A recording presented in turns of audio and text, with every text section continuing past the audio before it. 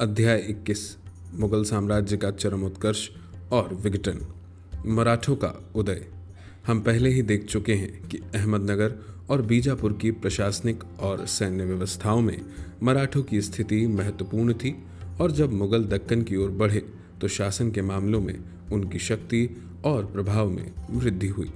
दक्कनी सुल्तान और मुगल दोनों उनका समर्थन पाना चाहते थे और मलिक अंबर ने बड़ी संख्या में उनका उपयोग अपनी सेना में सहायकों के रूप में किया।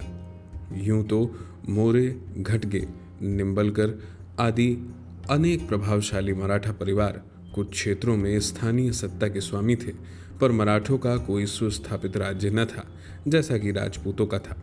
एक बड़े राज्य की स्थापना का श्रेय शाहजी भोसले और उनके बेटे शिवाजी को जाता है। जैसा कि हमने देखा, शाहजी कुछ समय तक अहमदनगर में राजाओं को बनाते मिटाते रहे और मुगलों की अवज्ञा करते रहे, लेकिन 1636 की संधि के अनुसार शाहजी को अपने वर्चस्व वाले क्षेत्र छोड़ने पड़े। वे बीजापुर की सेवा में चले गए और कर्नाटक पर अपनी ऊर्जा केंद्रित करने लगे। अस्थिरता का फायदा उठाकर शाहजी बंगलौर में एक अर्ध स्वतंत्र रजवाड़ा बनाने का प्रयास करने लगे। जिस प्रकार गोलकुंडा के एक अग्रणी अमीर मीर जुमला कोरोमंडल तट पर ऐसा ही एक राज्य बनाने का प्रयास कर रहा था, पश्चिमी घाट के अबिसिनियाई सरदारों और सीधी सरदारों जैसे अनेक दूसरे सरदारों ने ऐसे ही प्रयास किए थे। इस पृष्ठभूमि में शिवाजी ने पूना के आसपास एक बड़ा रजवाड़ा बनाने का प्रयास किया। शिवाजी का आरंभिक जीवन वृत्त। शाहजी ने अपनी पूना की जागीर अपनी उपेक्षित वरिष्ठ पत्नी जीजाबाई और उनके नाबालिग बेटे शिवाजी के लिए छोड़ दी थी। कुल 18 वर्ष की आयु में शिवाजी ने अपनी प्रतिभा का परिचय देते हुए 1645 से 47 में पूना के पास के अनेक पहाड़ी किलों को जीता, जैसे राजगढ़, कोंडाना और तोरना को। 1647 में अपने संरक्षक दादाजी कोंडदेव की मृत्यु के बाद शिवाजी अपनी मर्जी के मालिक हो गए और पिता की जागीर का पूरा नियंत्रण उनके हाथों में आ गया। शिवाजी ने वास्तविक विजय अभियान 1656 में शुरू किया, जब उन्होंने मराठा सरदार चंद्रराव मोरे से जावली को जीता। जावली का रजवाड़ा और मोरे परिवार द्वारा जमा संपत्ति महत्वपूर्ण थी और शिवाजी ने उन्हें धोखे से प्राप्त किया था। जावली की विजय ने उन्हें मावल के पहाड़ी क्षेत्रों का निर्विवाद स्वामी बना दिया और सतारा और कोंकण तट की ओर उनका रास्ता साफ हो गया। मवाली पियादे उनकी सेना के एक मजबूत भाग बन गए। उनकी सहायता से पूना के पास कुछ और पहाड़ी किले जीत करके उन्होंने अपनी स्थिति मजबूत कर ली। 1657 में बीजापुर पर मुगलों के आक्रमण ने शिवाजी को बीजापुर के प्रतिशोध से बचा लिया। शिवाजी ने पहले औरंगजेब से वार्ता आरंभ की और फिर पाला बदलकर मुगल क्षेत्रों में दूर तक घुसपैठ की और भारी माल लूटा। गृह युद्ध की तैयारी के लिए औरंगजेब ने जब बीजापुर के नए शासक से समझौता कर लिया तो उसने शिवाजी को भी माफ़ कर दिया, पर उसे शिवाजी पर भरोसा नहीं था और उसने बीजापुर के शासक को सलाह दी कि शिवाजी ने जो बीजापुरी इलाके जीते थे उनसे उनको निकाले या उन्हें अपनी सेवा में रखना ही चाहे तो मुगल सीमा से दूर कर्नाटक में तैनात करे। औरंगजेब जब दूर उत्तर में था तब शिवाजी ने बीजापुर की कीमत पर अपनी विजय यात्रा फिर से शुरू की। पश्चिमी घाट और समुद्र के बीच की कोंकण पट्टी में वे घुस गए और उसके उत्तरी भाग पर कब्जा कर लिया। बीजापुर ने अब कड़ी कार्रवाई का निश्चय किया। उसने अग्रणी बीजापुर अमीर अफजल खान को 10,000 की सेना देकर शिवाजी के खिलाफ भेजा। निर्देश था कि वह जैसे भी हो उन्हें पकड़े। छल कपट उन दिनों आम था तथा अफजल खान और शिवाजी दोनों ने अनेक अवसरों पर इसका सहारा लिया था। शिवाजी की सेना खुली लड़ाई की आदी नहीं थी और इस शक्तिशाली सरदार के खिलाफ खुलकर लड़ने से बचती रही। अफजल खान ने शिवाजी को निजी मुलाकात का निमंत्रण दिया और वादा किया कि बीजापुर दरबार से उन्हें क्षमा दिला देगा। यह एक छलावा है। यह विश्वास लेकर शिवाजी तैयार होकर गए और 1659 में उन्होंने चालाकी भरे मगर दुस्साहसी ढंग से कटार से खान का वध कर दिया। उसकी नेतृत्व विहीन सेना को शिवाजी ने तहस नहस कर दिया तथा तोपखाने समेत उसके तमाम साज सामान पर कब्जा कर लिया।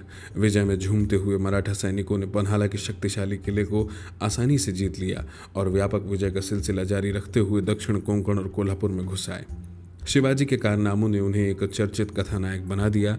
उनका नाम घर घर में गूंजने लगा और उन्हें जादुई शक्ति का श्रेय दिया जाने लगा। उनकी सेना में भर्ती होने के लिए मराठा क्षेत्रों से लोग उमड़ने लगे। यहाँ तक कि जो अफगान सिपाही पहले बीजापुर की सेवा में थे वे भी उनकी सेना में भर्ती हो गए। इसी बीच औरंगजेब मुगल सीमा के इतने पास एक मराठा शक्ति के उदय को चिंतित होकर देख रहा था। औरंगजेब ने दक्कन में नए मुगल सूबेदार शाइस्ता खान को, जिससे औरंगजेब का विवाह जन्य संबंध था, शिवाजी के इलाकों पर आक्रमण का निर्देश दिया। आरंभ में लड़ाई शिवाजी के प्रतिकूल रही। शाइस्ता खान ने पूना पर कब्जा कर लिया और उसे अपना मुख्यालय बना लिया। फिर उसने शिवाजी से कोंकण छीनने के लिए दस्ते भेजे। शिवाजी के परेशान करने वाले हमलों और मराठा रक्षकों की बहादुरी के बावजूद मुगलों ने उत्तरी कोंकण पर नियंत्रण कर लिया। हताश होकर शिवाजी ने दिलेरी का खेल खेला। वे पूना में शाइस्ता खान के खेमे में जा घुसे तथा रात को हरम में खान पर हमला किया। 1663 उसके बेटे R1 और एक सरदार को मार डाला तथा खान को घायल कर दिया। इस दुस्साहसी आक्रमण से खान का सम्मान जाता रहा और शिवाजी की प्रतिष्ठा एक बार फिर ऊपर चढ़ गई। क्रुद्ध होकर औरंगजेब ने शाइस्ता खान का तबादला बंगाल कर दिया और तबादले के समय उससे मिलने तक से इनकार कर दिया, जैसा कि रिवाज था। इस बीच शिवाजी ने एक और दिलेराना चाल चली। उन्होंने सूरत पर हमला किया, जो मुगलों का प्रमुख बंदरगाह था। उसे जी भर कर लूटा। 1664 और माल से लदे हुए घर लौटे। पुरंदर की संधि और शिवाजी की आगरा यात्रा। शाइस्ता खान की असफलता के बाद औरंगजेब ने शिवाजी से निपटने के लिए आमेर के राजा जयसिंह को नियुक्त किया, जो उसके विश्वस्त सलाहकारों में एक थे। जयसिंह को पूरे सैनिक और प्रशासनिक अधिकार दिए गए। इस तरह वे दक्कन के मुगल सूबेदार पर किसी भी तरह निर्भर नहीं रहे और उनका संपर्क सीधे सम्राट से रहा। अपने अग्रजों के विपरीत जयसिंह ने मराठों को कम करके नहीं आंका। उन्होंने सावधानी से कूटनीतिक और सैनिक तैयारियां की। उन्होंने शिवाजी के सभी शत्रुओं और विरोधियों से अपील की तथा शिवाजी को अलग थलग करने के लिए बीजापुर के सुल्तान तक को अपनी ओर लाने का प्रयास किया। पूना की ओर कूच करते हुए उन्होंने शिवाजी के राज्य के केंद्र अर्थात किला पुरंदर पर हमला करने का फैसला किया, जहां शिवाजी ने अपने परिवार और खजाने को रख छोड़ा था। जयसिंह ने पुरंदर की सख्त घेराबंदी की 1665 और उसे तोड़ने के सभी मराठा प्रयासों को नाकाम कर दिया। किले का पतन करीब जानकर और किसी भी तरफ से मदद आते न पाकर शिवाजी ने जयसिंह के साथ वार्ता आरंभ की। कड़ी सौदेबाजी के बाद अग्रलिखित शर्तों पर समझौता हुआ। शिवाजी के अधिकार वाले 35 किलो में से 23 को आसपास के क्षेत्रों के साथ, जिनकी सालाना आमदनी 4 लाख हूण थी, मुगलों को सौंप दिया जाएगा, जबकि 1 लाख हूण की सालाना आमदनी वाले 12 किले बादशाह की खिदमत और वफादारी की शर्त पर शिवाजी के पास रहेंगे। बीजापुर कोंकण के 4 लाख हूण की सालाना आय वाले जिस क्षेत्र पर शिवाजी का पहले से कब्जा था, उसे उन्हीं का मान लिया गया। साथ ही पठारी इलाके बालाघाट में बीजापुर का वह क्षेत्र भी उन्हें सौंप दिया गया, जिसे शिवाजी जीतना चाहते थे।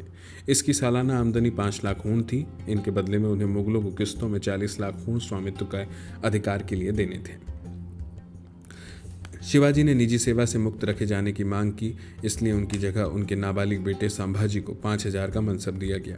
लेकिन शिवाजी ने दक्कन में मुगलों के किसी भी अभियान में स्वयं भाग लेने का वादा किया। जयसिंह ने चालाकी से शिवाजी और बीजापुर के शासक के बीच झगड़े का बीज डाल दिया, लेकिन जयसिंह की योजना की सफलता इस पर निर्भर थी कि शिवाजी से जो 8 लाख हूण के इलाके मुगलों ने लिए थे, उसकी बीजापुर के इलाके से भरपाई करने में मुगल उनका साथ देते। यही एक घातक दोष साबित हुआ। शिवाजी के प्रति औरंगजेब का संशय पहले जैसा था तथा बीजापुर पर एक संयुक्त मुगल मराठा आक्रमण की बुद्धिमत्ता में उसे शक था, पर जयसिंह के विचार अधिक व्यापक थे। वे शिवाजी के साथ हुई संधि को बीजापुर और पूरे दक्कन की विजय का आरंभ बिंदु मानते थे। उनका विचार था कि यदि एक बार ऐसा हो जाता तो शिवाजी के पास मुगलों का सहयोगी बने रहने के अलावा कोई चारा नहीं बचता, क्योंकि जैसा कि जयसिंह ने औरंगजेब को लिखा था, तब हम शिवा को एक वृत्त के केंद्र की तरह घेर लेंगे। पर बीजापुर के खिलाफ मुगल मराठा मुहिम नाकाम रही। शिवाजी को किला पन्हाला पर कब्जे के लिए लाया गया, पर वे असफल रहे। अपनी शानदार योजना को अपनी आंखों के सामने लुढ़कते देख जयसिंह ने शिवाजी को आगरा में बादशाह से मिलने पर आमादा किया। जयसिंह ने सोचा कि शिवाजी और औरंगजेब के बीच मेल हो जाए तो नए सिरे से बीजापुर पर हमले के लिए औरंगजेब को और अधिक साधन देने पर तैयार किया जा सकता था, लेकिन यह यात्रा घातक साबित हुई। शिवाजी को जब 5000 के मनसबदारों के बीच खड़ा किया गया, जो श्रेणी पहले उनके नाबालिग बेटे को दी जा चुकी थी, तो उन्हें अपमान का अनुभव हुआ। न ही शिवाजी से बातचीत के लिए बादशाह को समय मिला, जिसका तब जन्मदिन मनाया जा रहा था। इसलिए क्रुद्ध होकर शिवाजी दरबार छोड़कर आ गए और शाही सेवा से इनकार कर दिया। ऐसी कोई घटना पहले कभी नहीं घटी थी तथा दरबार के एक शक्तिशाली गुट का तर्क था कि शाही इज्जत को बनाए रखने के लिए शिवाजी को कड़ी सजा दी जाए। चूंकि शिवाजी जयसिंह की सलाह पर आगरा आए थे, इसलिए जयसिंह ने शिवाजी से नरमी का बर्ताव करने की जोरदार पैरवी की। लेकिन कोई फैसला होने से पहले शिवाजी 1666 में नज़रबंदी से निकल भागे। शिवाजी के निकलने का ढंग इतना जाना समझा है कि यहाँ इसे दोहराने की आवश्यकता नहीं है। औरंगजेब शिवाजी के भाग निकलने के लिए हमेशा अपनी लापरवाही को दोष देता रहा। इसमें शायद ही शक हो कि शिवाजी की आगरा यात्रा मराठों के साथ मुगलों के संबंधों में एक नया मोड़ साबित हुई। हालांकि घर वापसी के 2 साल बाद तक शिवाजी खामोश रहे। इस यात्रा से साबित हो गया कि जयसिंह के विपरीत औरंगजेब शिवाजी के साथ गठबंधन को कोई खास महत्व नहीं देते थे। उसके लिए शिवाजी बस एक मामूली भूमिया, मामूली किसान के ऊपर थे। जैसा कि बाद के विकास क्रम में साबित हुआ, शिवाजी के प्रति औरंगजेब के हठीले पूर्वाग्रह, उनके महत्व को स्वीकार करने से इनकार तथा उनकी मित्रता का कम मूल्य लगाना औरंगजेब की सबसे बड़ी राजनीतिक गलतियों में एक थी। शिवाजी से अंतिम संबंध विच्छेद, शिवाजी का प्रशासन और उनकी उपलब्धियां। पुरंदर की संधि की एक संकीर्ण व्याख्या पर जोर देकर औरंगजेब ने शिवाजी को अपनी विजय यात्रा फिर से आरंभ करने पर लगभग मजबूर कर दिया। हालांकि बीजापुर विरोधी मुहिम की असफलता के साथ इस संधि का कोई अर्थ रह ही नहीं गया था। बीजापुर से बदले में कुछ पाए बिना 23 किले और 4 लाख ऊन सालाना की आमदनी वाले क्षेत्र को मुगलों को सौंप देने को शिवाजी कभी भुला नहीं सकते थे। उन्होंने नए सिरे से मुगलों से टकराव आरंभ किया तथा 1670 में सूरत को दूसरी बार लूटा। अगले 4 वर्षों में उन्होंने मुगलों से पुरंदर समेत अपने अनेक किले वापस ले लिए और मुगलों इलाकों में, खासकर बरार और खानदेश में दूर तक घुसपैठ की। उत्तर पश्चिम में अफगान विद्रोह के सिलसिले में मुगलों की व्यस्तता ने शिवाजी की सहायता की। उन्होंने बीजापुर से भी नए सिरे से टकराव आरंभ किया, रिश्वतें देकर पन्हाला और सतारा को प्राप्त किया तथा हाला कनारा क्षेत्र पर धावा बोला। 1674 में शिवाजी ने रामगढ़ में औपचारिक रूप से ताज धारण किया। वे पूना के एक मामूली जागीरदार की स्थिति से बहुत आगे जा चुके थे। अब वे मराठा सरदारों में सबसे शक्तिशाली थे तथा अपने क्षेत्र के विस्तार और सेना के आकार के आधार पर कमजोर दक्कनी सुल्तानों के साथ बराबरी का दावा कर सकते थे। इस तरह इस औपचारिक सत्तारोहण के अनेक उद्देश्य थे। इसने उन्हें मराठा सरदारों में से किसी से भी अधिक ऊंचा स्थान दिलाया, जिनमें से कुछ तो उन्हें बस एक छिछोरा व्यक्ति समझते थे। अपनी स्थिति को और मजबूत बनाने के लिए शिवाजी ने कुछ पुराने अग्रणी मराठा परिवारों में विवाह किए, जैसे मोहिते, शिर्के आदि में। समारोह का संचालन करने वाले पुरोहित गंगा भट्ट ने यह औपचारिक घोषणा भी की कि शिवाजी एक उच्च श्रेणी के क्षत्रिय हैं। इस तरह अब शिवाजी एक स्वतंत्र शासक थे और वह दक्कनी सुल्तानों के साथ बराबरी के स्तर पर संधि स्थापित कर सकते थे, न कि एक बागी सरदार की तरह। यह मराठा राष्ट्रीय भावना को और आगे बढ़ाने वाला एक महत्वपूर्ण कदम भी था। 1676 में शिवाजी ने एक नया दुस्साहस किया। हैदराबाद राज्य के प्रभारी मदन्ना और अखन्ना नामक भाइयों की सक्रिय सहायता और समर्थन से शिवाजी ने बीजापुरी कर्नाटक में एक नया अभियान शुरू किया। अपनी राजधानी में कुतुब शाह ने शिवाजी का शानदार स्वागत किया और एक औपचारिक समझौता हुआ। कुतुब शाह ने शिवाजी को 1 लाख ऊँट, 5 लाख रुपए वार्षिक अनुदान देना स्वीकार किया और उसके दरबार में एक मराठा राजदूत का रहना तय हुआ। कर्नाटक में मिलने वाले इलाके और लूट के माल का बांटा जाना भी तय हुआ। शिवाजी की सहायता के लिए कुतुब शाह ने एक दस्ता और तोपखाना दिया और सेना का खर्च उठाने के लिए धन भी। यह संधि शिवाजी के लिए बहुत लाभदायक रही। उन्होंने बीजापुरी अधिकारियों से जिंजी और बेल्लूर छीना तथा अपने सौतेले भाई एकोजी के अधिकार वाले क्षेत्रों का काफ़ी भाग भी जीत लिया। शिवाजी ने हालांकि हैंदव धर्मोद्धारक, हिंदू धर्म के उद्धारक की उपाधि धारण की थी, पर उन्होंने इस क्षेत्र को, जिसकी आबादी अधिकतर हिंदू थी, बेरहमी से लूटा। दौलत से लदे हुए घर लौटने के बाद शिवाजी ने कुतुब शाह के साथ उसका बंटवारा करने से इनकार कर दिया और इस तरह उससे अपने संबंध बिगाड़ लिए। कर्नाटक का अभियान शिवाजी का अंतिम बड़ा अभियान था। शिवाजी ने जिंजी में जो आधार बनाया था वह उस समय उनके बेटे राजाराम के लिए सुरक्षित शरण स्थल साबित हुआ, जब औरंगजेब ने मराठों के खिलाफ निर्णायक युद्ध छेड़ा। कर्नाटक के अभियान के कुछ ही समय बाद 1680 में शिवाजी की मृत्यु हो गई। इस बीच उन्होंने प्रशासन की एक ठोस व्यवस्था की बुनियाद रख दी थी। शिवाजी की प्रशासनिक व्यवस्था अधिकतर दक्कनी राज्यों के प्रशासनिक तौर तरीकों की तर्ज पर थी। हालांकि उन्होंने 8 मंत्री नियुक्त किए थे, जो कभी कभी अष्टप्रधान कहे जाते हैं, पर इसकी प्रकृति एक मंत्री परिषद वाली नहीं थी और हर मंत्री सीधे शासक को जवाबदेह होता था। सबसे महत्वपूर्ण मंत्री था पेशवा, जो वित्त और सामान्य प्रशासन देखता था। सरे नौबत सेनापति सम्मानजनक पद था और आमतौर पर अग्रणी मराठा सरदारों में से किसी को दिया जाता था। मजूमदार लेखापति होता था, जबकि वाकिया नवीस गुप्तचरी, डाक और घरेलू मामलों के लिए जिम्मेदार होता था। सुरुनवीस या चिटनिस पत्र व्यवहार के द्वारा शासक की सहायता करता था। दबीर समारोह का प्रभारी था और विदेशी शक्तियों से संबंधित मामलों में भी शासक की सहायता करता था। न्यायाधीश और पंडितराव न्याय और दोनों दान सहायता के प्रभारी थे। इन अधिकारियों की नियुक्ति से अधिक महत्वपूर्ण था शिवाजी द्वारा सेना और राजस्व व्यवस्था का गठन। शिवाजी नियमित सैनिकों को नकद वेतन देने को वरीयता देते थे। हालांकि सरदार लोग कभी कभी जागीर के अनुरूप सरंजाम पाते थे। सेना में सख्त अनुशासन रखा जाता था। किसी स्त्री या नर्तकी को सेना के साथ चलने की अनुमति नहीं थी। अभियानों के दौरान हर सैनिक द्वारा की गई लूट का सख्ती से हिसाब लिया जाता था। ढीली ढाली सहायक सेनाओं, सिलहदारों से अलग नियमित सेना पगा में लगभग 30,000 से 40,000 घुड़सवार होते थे। उनकी निगरानी हवलदार करते थे, जो नकद वेतन पाते थे। किलों की होशियारी से निगरानी की जाती थी और वहां मवाली पियादे और बंदूकची तैनात किए जाते थे। कहा गया है कि विश्वासघात से बचाव के लिए समान दर्जे वाले 3 व्यक्तियों को हर किले का प्रभारी बनाया जाता था। राजस्व व्यवस्था लगता है मलिक अंबर की तर्ज पर बनाई गई थी। अन्नाजी दत्तों ने 1679 में मालगुजारी का एक नया आकलन पूरा किया। यह मानना सही नहीं है कि शिवाजी ने जमींदारी यानी देशमुखी व्यवस्था का उन्मूलन कर दिया था या वे अपने अधिकारियों को जागीरें मुकासा नहीं देते थे।